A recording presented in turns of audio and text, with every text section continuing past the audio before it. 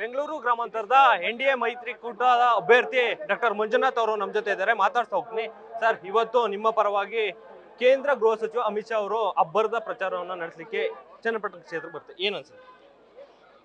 ಇವತ್ತು ಈ ಚುನಾವಣಾ ಪ್ರಚಾರಕ್ಕೆ ಬೆಂಗಳೂರು ಗ್ರಾಮಾಂತರ ಲೋಕಸಭಾ ಕ್ಷೇತ್ರದ ಚುನಾವಣಾ ಪ್ರಚಾರಕ್ಕೆ ಅವರು ಬರ್ತಾ ಇರೋದು ಈ ಚುನಾವಣಾ ಪ್ರಚಾರಕ್ಕೆ ಮತ್ತು ಚುನಾವಣಾ ಪ್ರಕ್ರಿಯೆಗೆ ಒಂದು ವೇಗ ಸಿಗುತ್ತೆ ಮತ್ತು ಇದಕ್ಕೆ ಹೆಚ್ಚು ಹೊತ್ತು ಕೂಡ ಸಿಗುತ್ತೆ.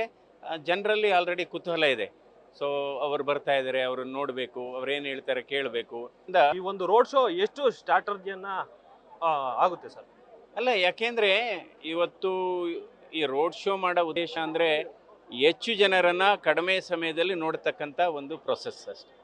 ಪ್ರಮುಖವಾಗಿ DCM DK Shivakumar, DK Suresh ಅವರು ಸಾಕಷ್ಟು ಪ್ರಬಲವನ್ನು ಹೊಂದಿದ್ದಾರೆ ಈ ಒಂದು ಕ್ಷೇತ್ರಗಳಲ್ಲಿ. ಇವರ ವಿರುದ್ಧ ನಿಮ್ಮ ಸ್ಪರ್ಧೆ ಯಾವ ರೀತಿ? ಅಲ್ಲ, ನಮ್ಮ ಪಕ್ಷ ಕೂಡ ಇಲ್ಲಿ ಪ್ರಬಲವಾಗಿದೆ. JDS ಪ್ರಬಲವಾಗಿದೆ, ಇವನ್ BJP ಕೂಡ ಪ್ರಾಬಲ್ಯವಾಗಿದೆ ಮತ್ತು ದೇವೇಗೌಡರ ವರ್ಚಸ್ಸಿದೆ. ಅದು ನಂತರ ಮೋದಿಯವರ ವರ್ಚಸ್ಸಿದೆ. ಯಾಕೆಂದರೆ ಲೋಕಸಭೆಗೆ ಜನ ನೋಡುವ ದೃಷ್ಟಿಕೋನವೇ ಬೇರೆ, ನಂತರ ವಿಧಾನಸಭೆಗೆ ಜನ ನೋಡುವ ದೃಷ್ಟಿನೇ ಬೇರೆ. ಸೊ ಹೀಗಾಗಿ ಇವತ್ತು ನಮಗೆ ವಿಶ್ವಾಸ ಇದೆ, ನಮಗೆ ಸಹಾಯ ಆಗುತ್ತೆ ಅಂತ. ಈವರೆಗೂ ಕೂಡ ದೇವೇಗೌಡರು ಇಲ್ಲಿಗೆ ಪ್ರಚಾರಕ್ಕೆ ಬಂದಿಲ್ಲ.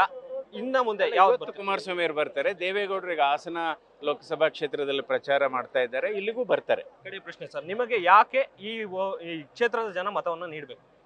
ಅಂದರೆ ನಾನು ಇದುವರೆಗೆ ನಮ್ಮ ಕ್ಷೇತ್ರದಲ್ಲಿ ಮಾಡಿರತಕ್ಕಂಥ ಒಂದು ನಿಸ್ವಾರ್ಥ ಸೇವೆ, ಅದರಲ್ಲಿ ಮಾಡಿದ ಹಲವಾರು ದಾಖಲೆಗಳನ್ನು ಮಾಡಿದ್ದೇವೆ.